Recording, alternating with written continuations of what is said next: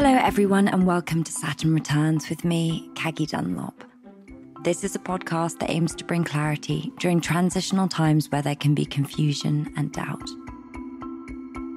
Today I am joined by a friend of mine, and that is Sophie Dear, a wellness mentor, podcast host and yoga instructor who embarked on a transformative journey from a career in the TV industry to living full-time in Bali.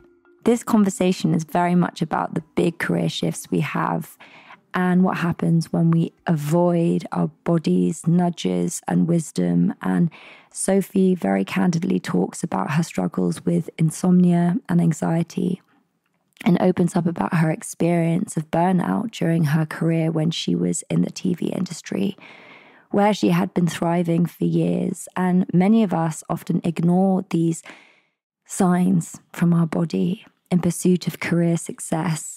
And it's often an unhealthy habit that seems to be celebrated in many ways. It's this sort of hustle culture. But during our Saturn return, it's often one of those moments where we are forced to reflect and look inwards at our relationship with ourselves and address the patterns or habits which are no longer serving us, the things that are driving us, and the pursuits we are trying to achieve.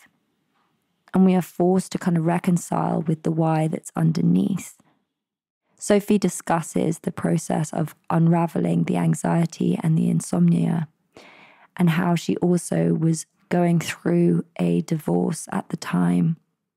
She discusses the importance of self-worth, how we can challenge limiting beliefs and understand the profound influence of our inner critic and how to better manage it. We also expand on navigating the intricacies of the masculine and feminine energies, unveiling the societal pressure to conform to traditional roles without questioning the why behind a desire for a partnership or motherhood.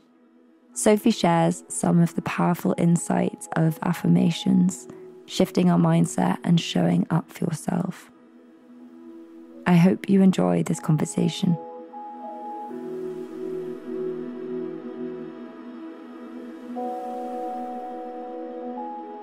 Sophie, welcome to the Saturn Returns podcast. Thank you so much for having me. I feel like every time I'm like trying to not repeat the same way I introduce people, which is welcome to the Saturn Returns podcast. But at the same time, it's now like the rhythm to the show. So welcome. How are you today?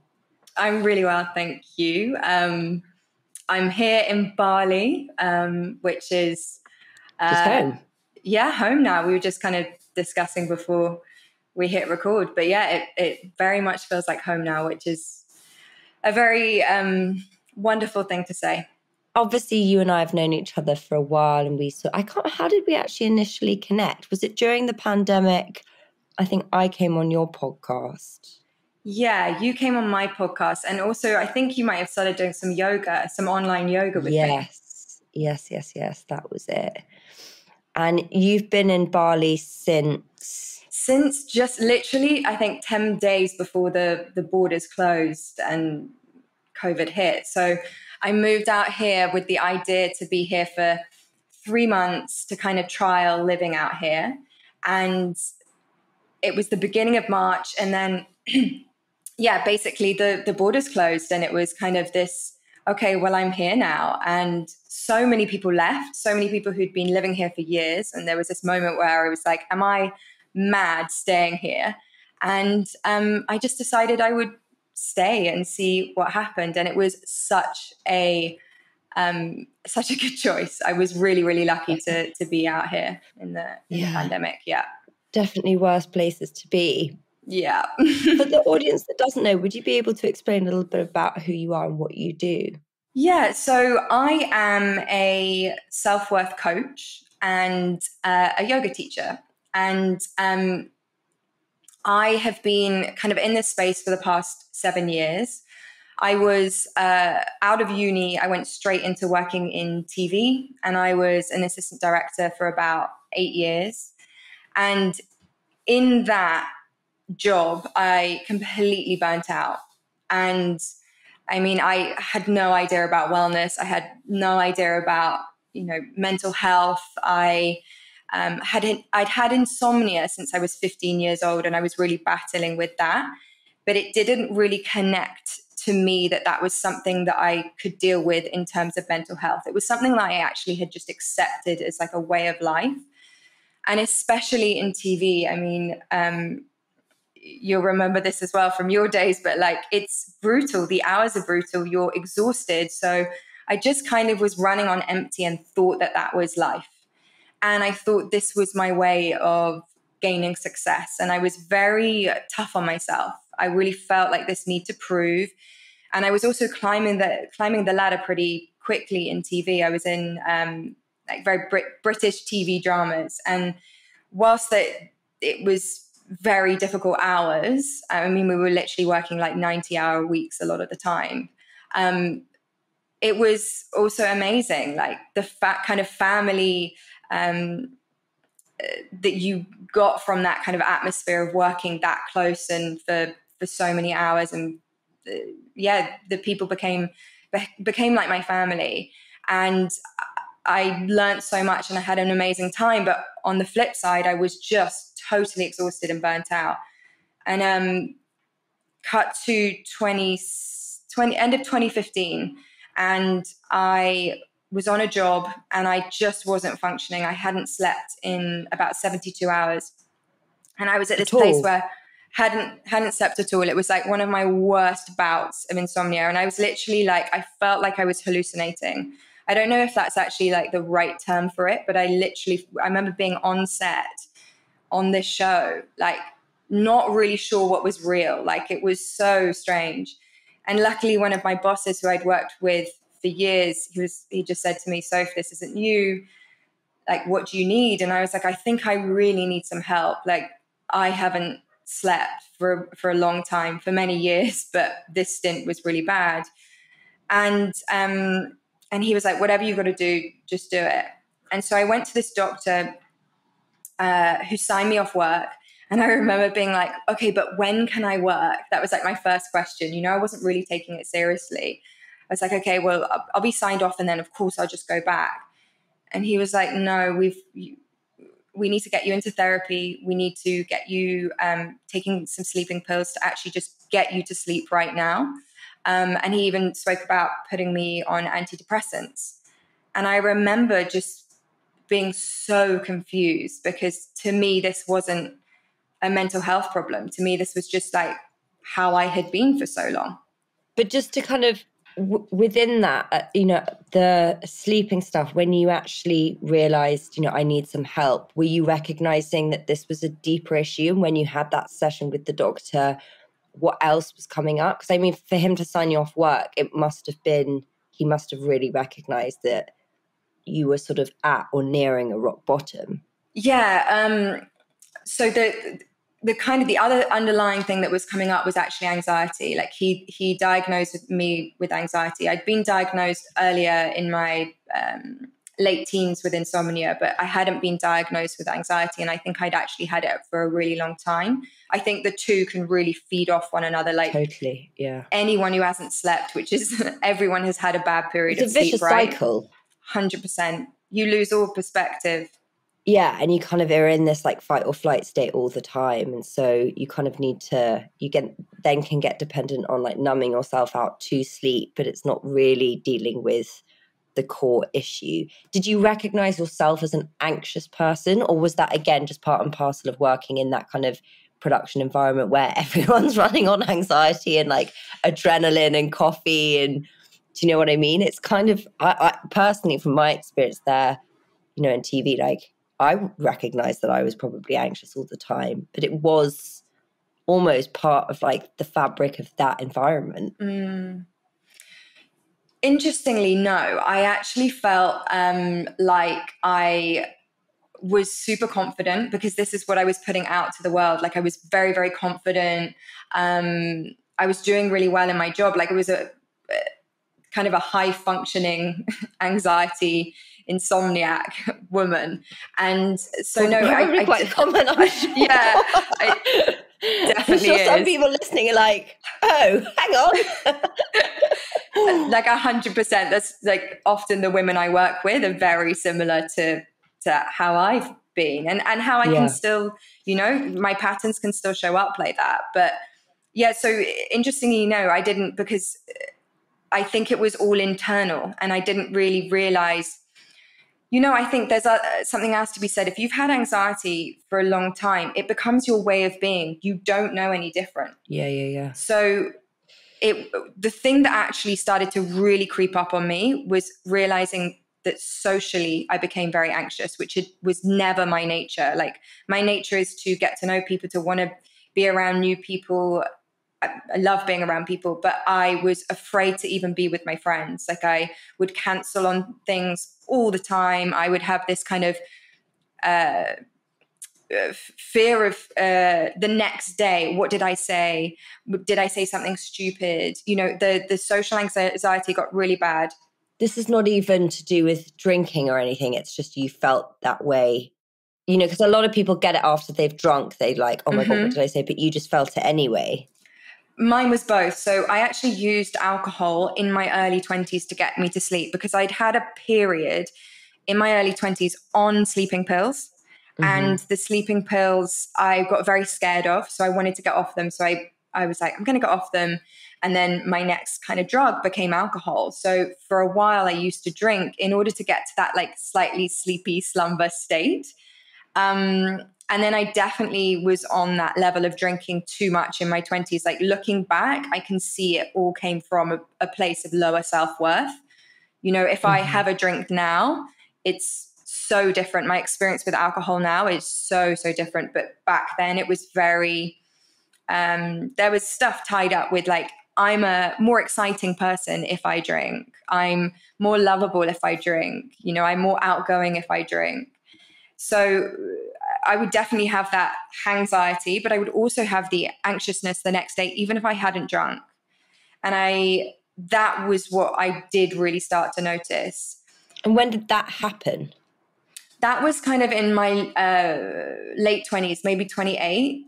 But is this 27. At the same time as going to the doctor, or is this after or before? So it was funny. It was quite a domino effect. This was just before going to the doctor. And then when I went to this doctor and he started, one of the most powerful things he said to me was like, imagine yourself as a little girl. What were you wearing to school? Imagine her sitting right next to you right now. And then he said to me, now say all the things you just said about yourself to that little girl.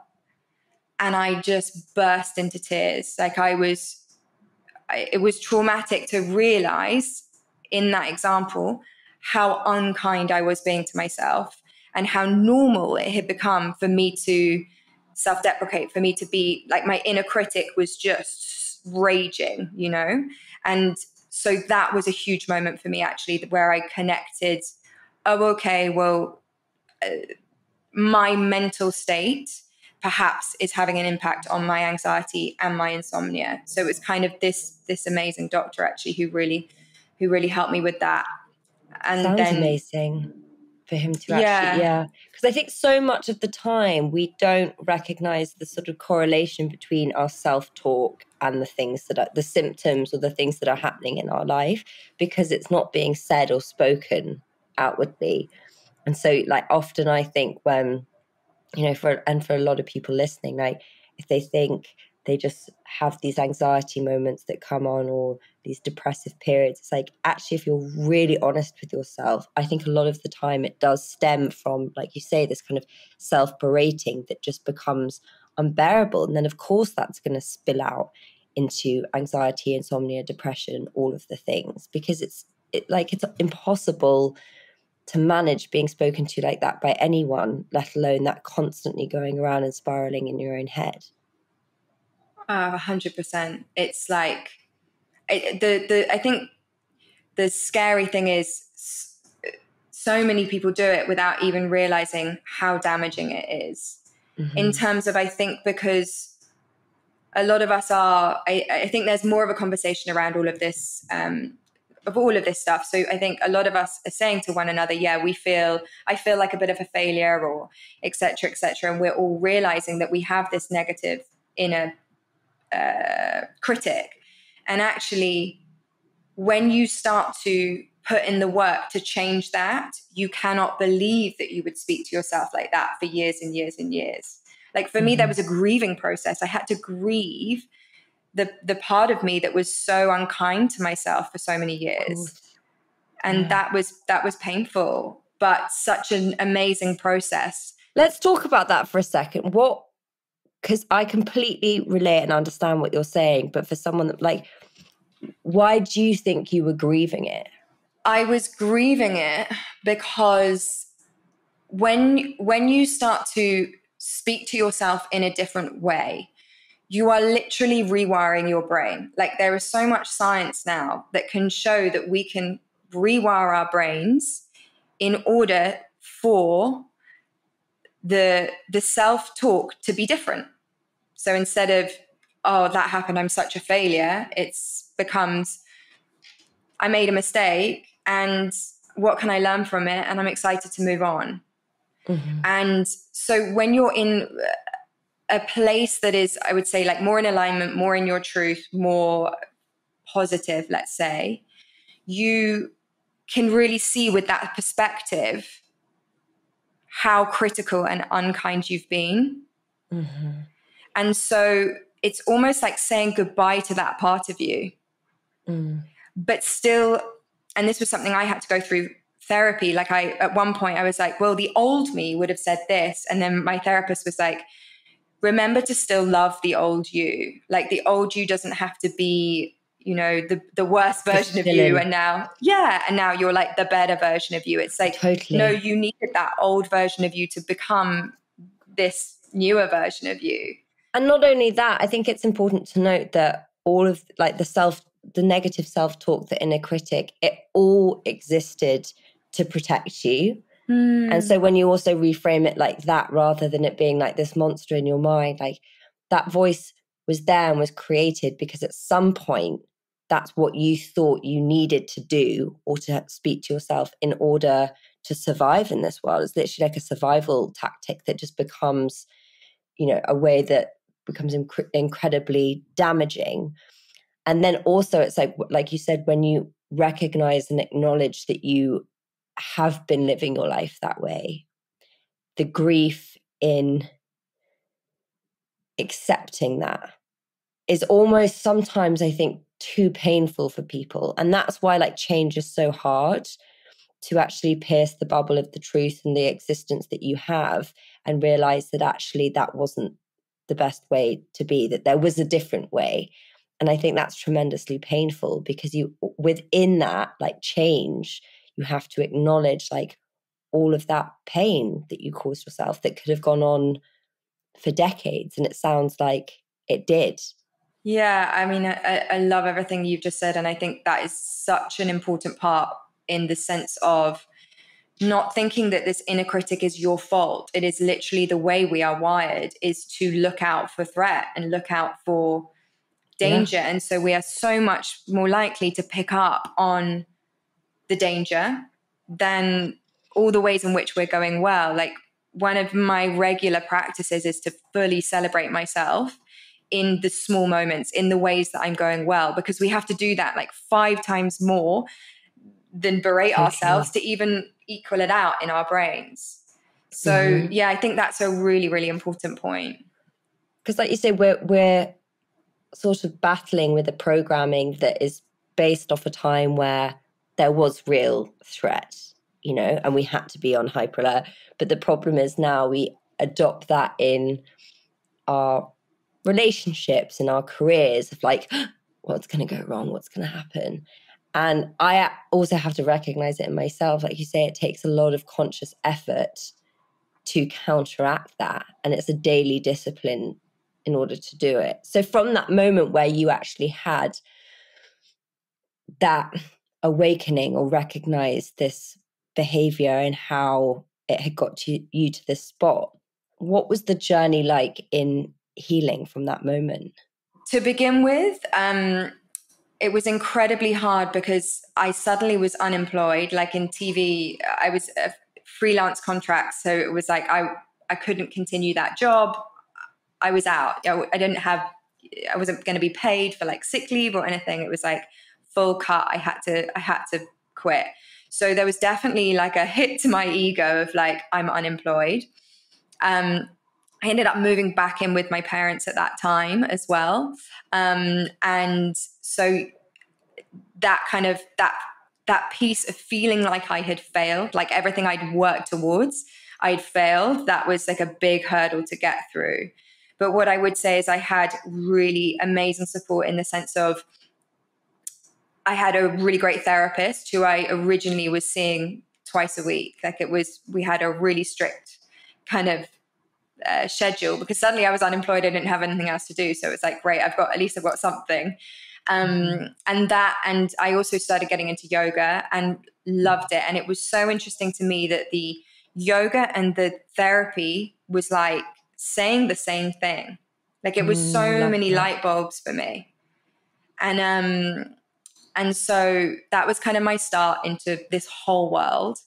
I was on a lot of sleeping pills at that point because what the doctors had kind of decided was it was better for me mentally to be knocked to sleep rather than be awake and be anxious at night. So it actually took me a lot longer than we had originally planned to get off the sleeping pills. I think it took me a couple of years.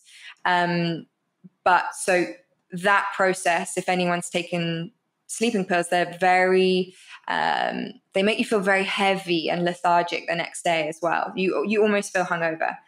So yeah, there was a lot to go through. Like physically, my health wasn't great. Like I lost my period. I had really bad IBS. I had these night sweats that were really horrible.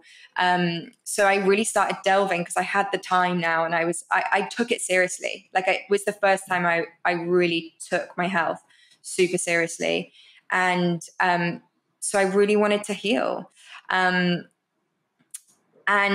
within that process, I then went into deciding that I wanted to become a yoga teacher. So I went to Sydney, did my yoga teacher training, and then came back and went into being a yoga teacher from a place where I hadn't, not that we're ever fully healed, but I hadn't really I'd kind of only tackled like the surface layers of what were going on. And so I went into yoga teaching with this idea again, okay, I've got to prove myself. Like my biggest limiting belief is I'm not enough. So I went fully in with that energy. And then I burnt out a second time a couple of years later as a yoga teacher. And the most ironic thing is like pretty much every yoga teacher I know has gone through burnout. Really? Thank you for sharing that because I didn't actually realize that happened. This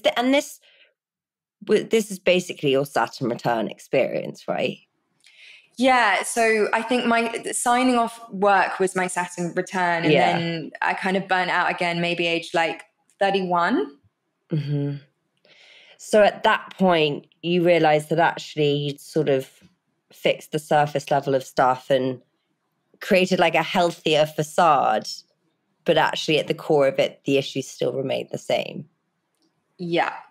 That must have been a pretty humbling experience to kind of recognize, right? Yeah. I think it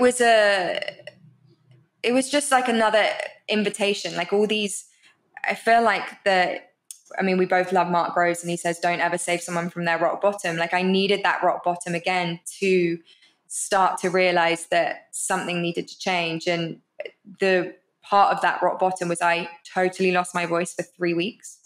Wow. And camera down the throat, they had no idea what was going on. And it was all just so many emotions. Like, I don't know if you've ever had that experience where if you feel emotional, it's all just caught in your throat. It's always in my throat, yeah. Yeah. Any healer, anyone I've ever seen in that space was like, your throat chakra is blocked. I'm like, Yeah. Communication. Yeah. Well, Saturn's in my third house, so it's kind of, I've got that thing that I sometimes struggle to speak my truth, but I don't think, I think that's quite a common thing, especially for women. You know, we're often conditioned to be quiet or be good or, you know, and it can be almost like a terrifying thing when we haven't done it for so long. Yeah.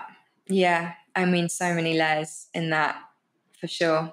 And then also it makes me think of like the proving yourself and the masculinity that we try to step into in the sense of like, we all have our feminine, we have our masculine. And I have fully been in my masculine for like the majority of my life, trying to control, trying to fix, trying to make things work. It's been so exhausting being in that role. And someone, I don't know if you know Emma Cannon, but she really started to get me to think about my feminine and trusting and being in a place of surrender and receiving love as well. Like I was always wanting to give, but it was coming from that place of I'm giving because I need to earn my love, not I'm giving from a place of feeling worthy and worthy giving of receiving. because I need to receive, like need to give in order to receive. And then when you don't receive, you're like, you know, you've given everything and you have an empty cup. Yeah. And you stamp your foot because you're like, but I gave. Why won't they love me back? And then people are like, oh, I didn't realize it was conditional giving. 100%. Yeah. I mean, this actually, I did like a panel talk last night and this came up about this, you know, I think in terms of equality, we're definitely, and we're going to slightly take a little bit of a detour on this, but there's been so much progress made in terms of women being given more opportunities in the workplace and everything. But for a lot of these places in the corporate space, it does mean occupying like a masculine energy. So for women to actually survive, even thrive in a work environment, it's required that they abandon their womanhood or their femininity, you know, and that goes from the energetic standpoint right down to the like, don't let it be known you're on your period, you know, like all of these things. And the world, unfortunately, still is catered for in the workspace. And I believe that the pendulum's kind of swinging, but I think we're slightly out of balance in all of our masculine and feminine. I think that as a society and a culture, especially in the Western world, we don't value the feminine. And what the topic of last night's conversation was, actually this kind of segues nicely into like the next thing I wanted to talk about, but it was women without children. That was like the panel discussion. It's a book by Ruby Warrington. She has made this decision not to have kids, and she had 3 of us on the panel talking about it. And it was, you know, it was an audience filled with women, and it was like a heavy subject to unpack in a way that I hadn't really fully directly addressed. And how much of you know, being a woman is wrapped up in motherhood, but then also the challenge of being able to have our careers and have our independence and our autonomy and have a child. And I personally have struggled to feel like those things can coexist. But anyway, because I wanted to talk to you about that, because I know that that's been part of your journey. And if you're happy to kind of talk about that aspect, I would love it if you could share it with us.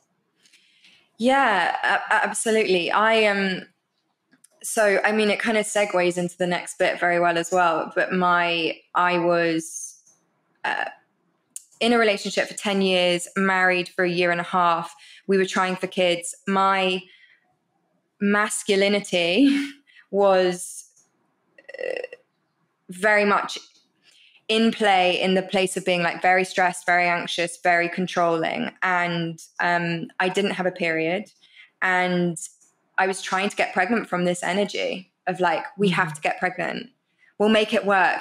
Even though I don't know if I'm ovulating, most likely I'm not, because I don't have a period. Wow. And it was this, looking back, it's kind of sad to see how I got so caught up in this being like everything. But also, as we kind of talked before, this is very much like we are wired to survive and pass on our genes. We're not wired to thrive and be happy, you know? This is in our programming. So I have a lot of compassion for that part of my life as well. But what ended up happening was I went through the separation and divorce, not just because of the baby stuff, for many reasons. And it was all very out of the blue for me. And this was kind of also my stepping stone into moving to Bali.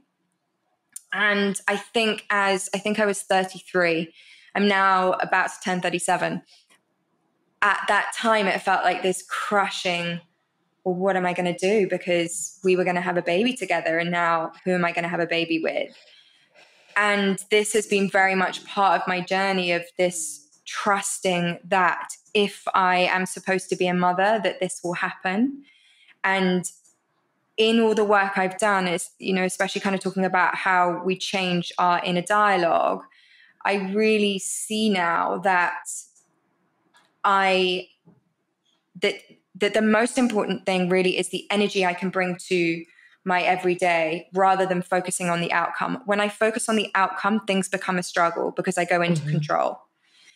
When I can be more present and focus on, let's say, and this is very Abraham Hicks, but like thinking about, why do I want a child?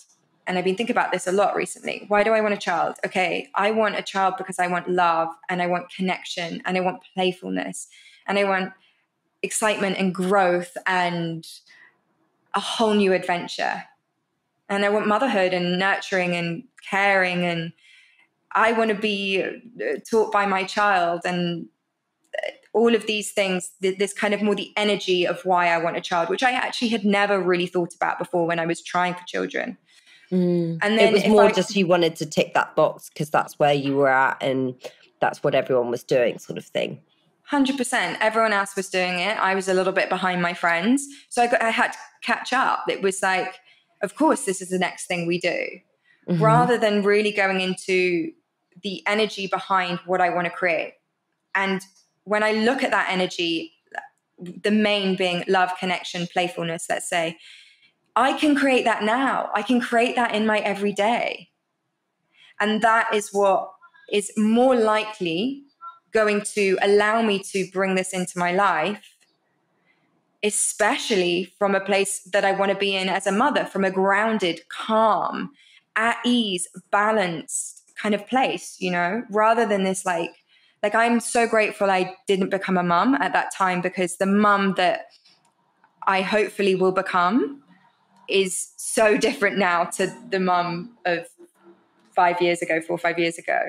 And so to me, that's kind of how I'm really trying to live my life. It's like, look at the energy I want to bring rather than focus on the outcome. Because when we really focus on the outcome, we're focusing on something that is out of our control, and it can become a struggle, and it can become painful. Yeah. Well, it is that Abraham Hicks practice of like embodying that energy already and knowing that it exists in your, to use her sort of terminology, in your vortex. And I think that's such a powerful thing, because you hear people doing it with wanting children. And I know this is a very delicate subject, but it's like, I think people become so tunnel vision on that thing being the only way that they will feel some of the things that you just described, or that a relationship is going to give them the love or connection. Do you know what I mean? Because I think that happens there as well. And it's like, without that, those things don't exist. And actually, you can begin to cultivate them in your life. And I think, like you said, once you do, you're stepping into that energy more and in a far more like inviting position for it to happen. But to kind of bring it back a second, you said that you were like very in your masculine. What was the kind of journey to stepping more into that feminine energy for you? Oh, so many different things. So Emma Cannon is a fertility expert, and I went and saw her regularly to help me get my period back. And she did, like, it was amazing.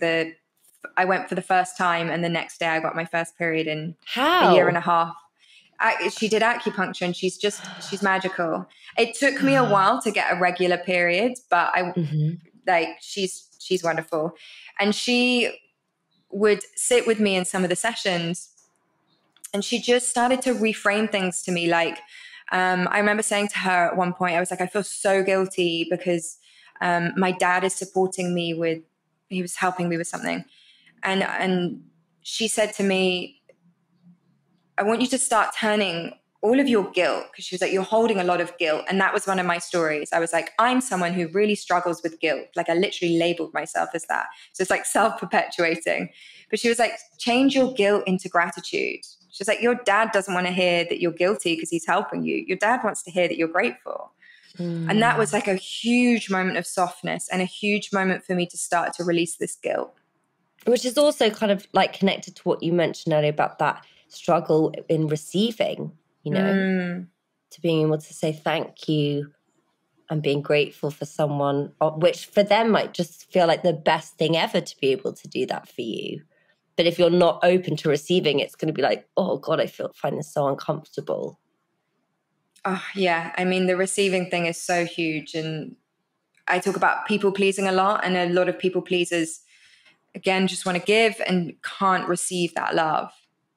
And it's such a shift. And when you can start to, I mean, this goes into even like intimate relationships, when we can actually start to be in that place where we can ask for what we need in a relationship. Wow, the how powerful that is in a dynamic of a relationship. Like all my previous relationships, I've never done that. To go and say, hey, this is what I need. It's like crazy to think of the younger me. Like I had no clue. I didn't even know what needs were. Like I honestly would have thought all of this was like so woo-woo and such a load of rubbish. So I can't believe I'm like now here kind of talking about it, because there's been so many shifts. But yeah, I think the receiving and asking for your needs to be met, and within the receiving, something that I think is really important is actually knowing who you are. Like, what is it that you want? What is it that's important to you? What are your values? What are your needs, your wants, your desires? Because we're so often so outwardly focused on fixing everyone else's problems and making everyone else feel comfortable and okay, that we don't actually look at what it is that we want. And also we're very programmed to feel like we are, I sort of describe it as like ornaments on the shelf that will like are waiting to be picked and will only come to life when we are. So it's not like we're thinking, what do I truly need? What do I truly want? What do I desire? It's like, what do I need to be accepted and loved by this person? And allowing ourselves to mold ourselves into whatever shape or size that might be. And that's another sort of like metaphorical sense and a literal one sometimes. And I even find it hard to sit down and be like, what do I truly want? Sounds so simple, but like how often do we actually ask ourselves that question? Yeah, I mean, that piece is so poignant of like, who do I need to be to fit in to be the version that is going to be loved, rather than, and this is where the worth piece is so important, rather than like gaining your worth and your own validation in order to actually attract the things that match you on that level. What we do is we're seeking external validation from people, from jobs, from things. And so that reframing of that, it all, you know, as cheesy as it does sound, it does all come from within, rather than this like constant external validation. And that's what we are kind of conditioned to constantly ask for, you know, since we were children. Like, well done, you passed this test. Well done, you did that. Well done, you did that. Like being the good girl again, you know? It's interesting because the external validation thing, I wrote about it in the book in this way of like, we shouldn't seek external validation and we should learn to validate ourselves. But actually my perspective on it has slightly shifted in that as human beings, so much of our identity is defined by what is reflected back to us. You know, if you think about at school, the way we are in a group and the way people like respond to us and speak about that really informs a lot about who we are.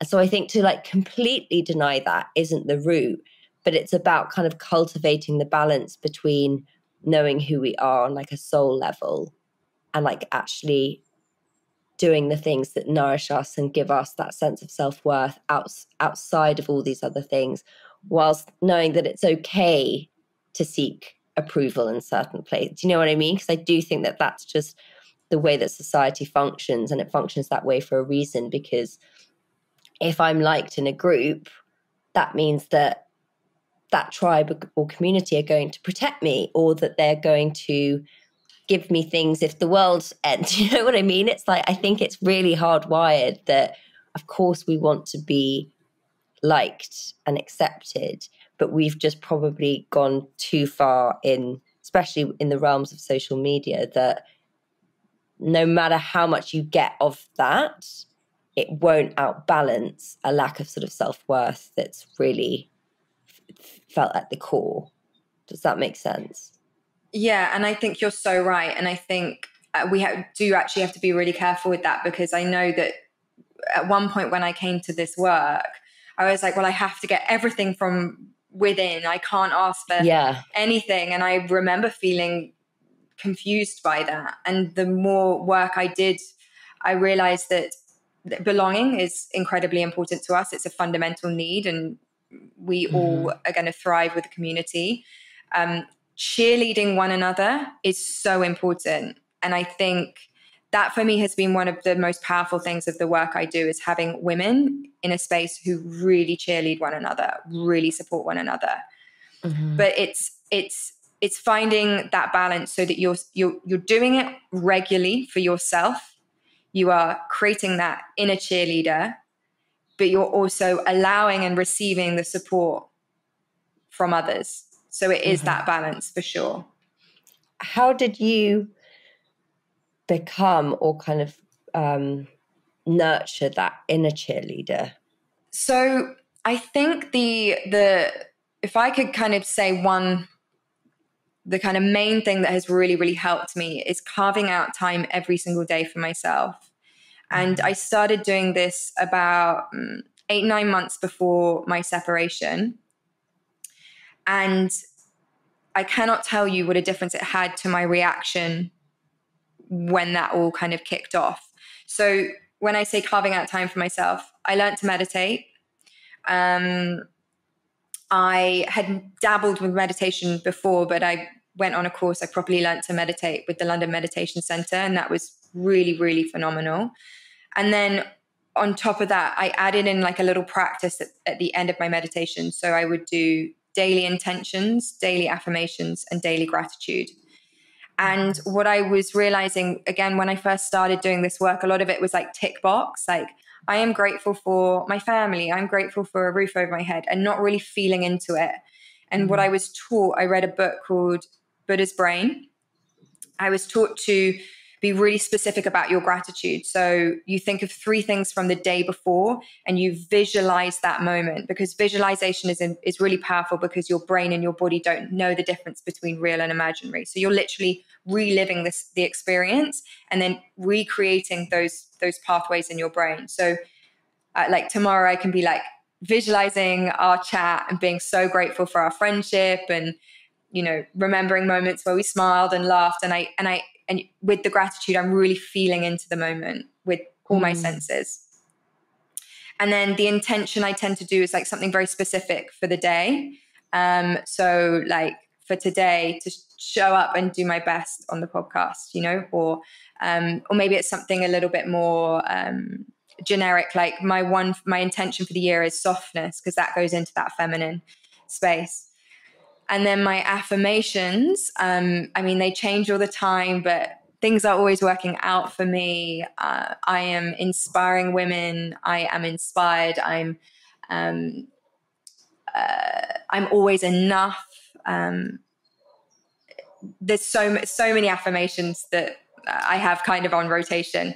But this practice, when I first started doing it, it felt so strange, but I just trusted and I got used to it, and it just became this like really, really powerful thing for me. And don't get me wrong, like when my separation started and it was very difficult, I'm not there doing affirmations being like, I'm rocking the world. Like that's just a lie, So my affirmation was just like, I'm okay, hand to heart. You've got to make it realistic. Because I think what happens when there's this disconnect when, like, say, I remember my friend and I had this conversation. It's like, let's say you're terrible with money, right? And you want to get better with it. And rather than being like, I'm amazing with my finances, you just say, I'm getting so much better at managing my phone. Do you know what I mean? It's like, It's very subtle, but your brain is like, oh yeah, I can get on board with that. But the other one, like, let's not be silly.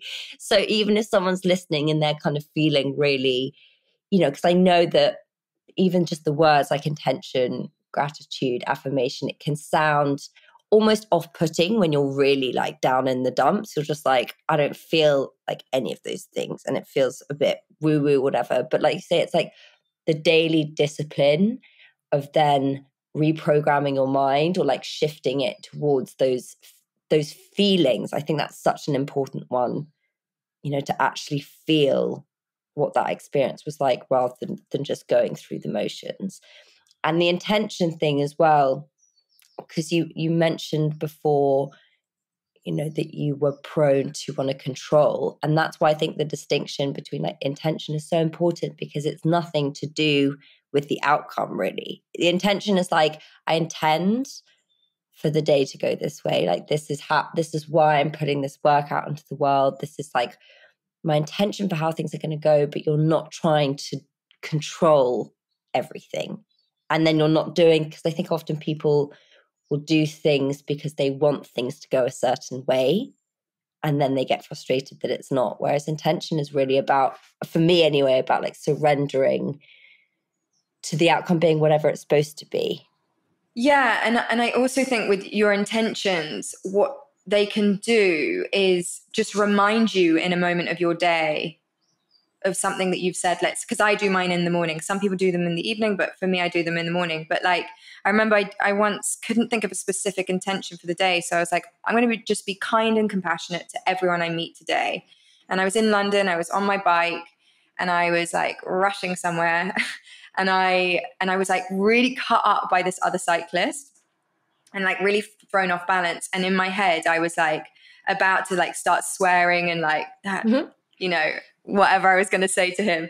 And as I was just like letting the rage come, I just said to myself, I'm going to be kind and compassionate to everyone I meet. And I just thought, he might be rushing because someone's in hospital. He might be rushing for whatever reason, but I chose an intention today, and I'm going to stick to that. So it's just like nice little reminders. And I think what's really important with this work is I think people think it's going to be this huge major thing that we're going to do one day, and then everything is like so much better. And it's the smallest things. It's the small things. It's the tiny shifts in mindsets. It's the little conversations we have with ourselves.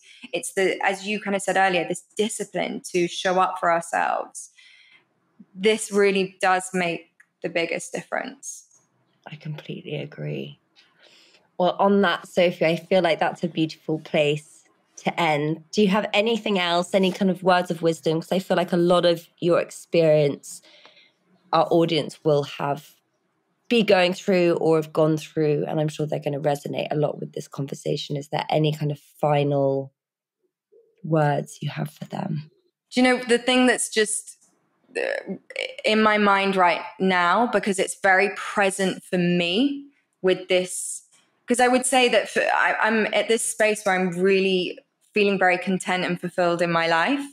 And I do desire a child, but I really want to be in a space of, and I'm getting there, and I dip in there, in this space of, as I was saying, trust, and in this space of being okay with whatever the outcome is, and really sitting with the energy that I want to bring to today. And what that reminds me of is what Abraham Hicks always says, which is, I trust that everything is always working out for me. And I would say that because when I went through my divorce, I honestly, it was the last thing I ever thought would have happened to me. And I was so heartbroken. And I say this with the kindest, most loving respect for my ex, who is an amazing person. It really is the best thing that ever happened to me, because it forced me to look at myself, and it brought me to Bali. It's brought me a new relationship. It's just been the biggest growth, and I'm so, so grateful for that. And I mean, it's led me to this work. It's led me to people like you. And yeah, for that, I'll be forever grateful. I think that's so beautiful. I'll try and remember to add an Abraham Hicks link, because when I was going through my sort of stuff, I would listen to Abraham Hicks every night, and I just have her voice in my head being like, everything's always working out for me. I'm like, yes. Even when you're like crying, the tears are coming down and you're feeling miserable. Yeah, but she was the teacher that I remember when I discovered her. It was like a warm hug from the universe. I was like, okay. And I listened to it every night when I, was struggling with sleep and stuff like that. So definitely put a link there for our listeners. But thank you so much for joining us. I've loved this conversation, and I'm sending you all the love, and enjoy Bali. Very jealous. Thank you so much.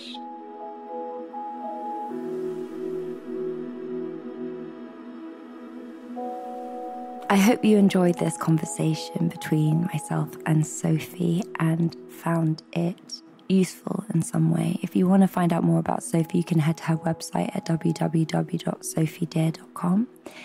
And just a reminder that we have some new offerings at Saturn Returns. So if you guys want to explore our new personal development courses, I am so excited about them. We've been working on them for the last year. They are called The Foundations, and they are available at saturnreturns.co.uk. So please check them out in case that's something you're feeling like you want to explore or need some support in what you're navigating right now. Thank you so much for listening, and remember, as always, you are not alone. Goodbye.